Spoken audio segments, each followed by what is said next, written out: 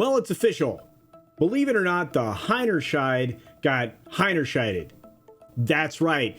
According to an exclusive report coming out of the Daily Caller and then covered by many other news sources right afterwards, it looks like the two execs that actually put Bud Light in the position that they're in by hiring that infamous influencer, well, they've been fired. Here we go. Look, I'm not one of those people that take a whole lot of joy in other people losing their job. In fact, I think that's kind of a bad look. I also am not ecstatic about the fact that, this kind of situation can be created by making some very poor decisions that don't align with what your job is, which is what the core of this whole problem is. These people are supposed to be executive marketing professionals. They're supposed to have a certain level of understanding of their audience, and it seems like in the case of Ms. Heinerscheid that is something she didn't possess. She was nothing more than a virtue signal by the other executive that was fired to bring in the first female executive in charge of advertising for Bud Light. We're going to dive right into this real quick. I'm not going to read the story verbatim because I don't do that anymore. I just kind of report on the news around things. But according to some sources, it was confirmed via some text messages that the two folks that started this all no longer work for the brand. So Group Vice President of Marketing, his name was Daniel Blake. He actually went out and hired Alyssa Heinerscheid for this position. Now, from the same source, wholesalers were actually made aware that both of these persons were gone for good.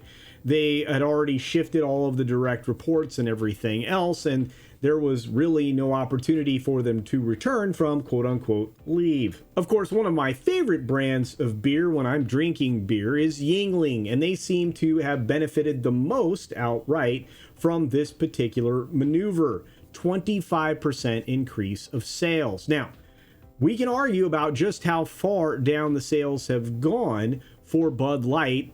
There's not really much to argue. It's well over 30%, and just how far over is what we'll quibble about. Because guess what? The only reason that they're able to maintain that position, at least visually, is because they're giving beer away for free. And you ask, well, how is that possible? Well, when you are giving a full rebate in the form of a digital redemption card, which is what's actually happening in the case of this free beer promotion at many of these retailers, you actually are recording a sale at the POS, the point of sale. And so it looks like you actually had a transaction to purchase your beer. You're still giving it away for free, but at least you can hide just how devastating these numbers are. And boy, were they devastating. It seems that the reason for the confusion about whether or not these pair had actually been fired post-leave comes down to the idea that, well, that would have opened them up to a problem. In fact, from the source, it says, to my understanding, if we publicly announce the word fire, it opens us up for potential to be sued. That's why we said leave of absence. And I think I paraphrased that quote a little bit, but it's accurate as far as its meaning. So it was also revealed in the course of this Daily Caller article that the wholesalers were incredibly frustrated and would have had an absolute heyday, their words, not mine, with leadership if they didn't remove her. Now, again, this was a giant mistake that should have passed through a whole lot of other people's hands, and it didn't. And because of that, the beer found itself in some severe, hard times. The 39-year-old Heinerscheid actually got caught up with by the Daily Mail not that long ago while walking outside of her $8 million apartment, which is close to Central Park in New York. When approached for comment, as I've mentioned in a previous video, her friend actually moved towards the reporter and indicated that she just can't talk about it. No kidding. And all of this brouhaha was made even larger, as you remember, because back in March, she was on a podcast to promote the new marketing campaign that she was spearheading to try to make the beer less fratty and change its out-of-touch humor. Boy, do they wish that that stuff still worked, because they are being ruthlessly mocked on the daily right now with any commercial thing that they push out there into the public, which includes anything they say on Twitter where they're ruthlessly ratioed. And I have to tell you, the Bud Knight isn't going to save anybody. And in the spirit of transparency, I just want to say that while recording this video, an update on the story has shown up, which is Anheuser-Busch actually followed up with the Daily Caller after the story was published. They actually provided the following statement without addressing any of the questions. And I'll quote, "Given the circumstances, Alyssa has decided to take a leave of absence, which we support. In the interest of our employees' safety and privacy, we are not providing any additional information. Daniel is taking a leave of absence.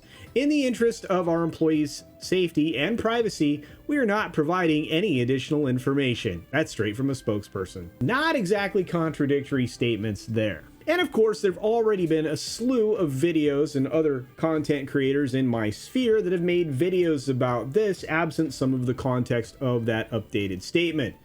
I imagine that there'll be more updates in the future, and I would speculate that you could see some form of non-apology apology yield its ugly head again.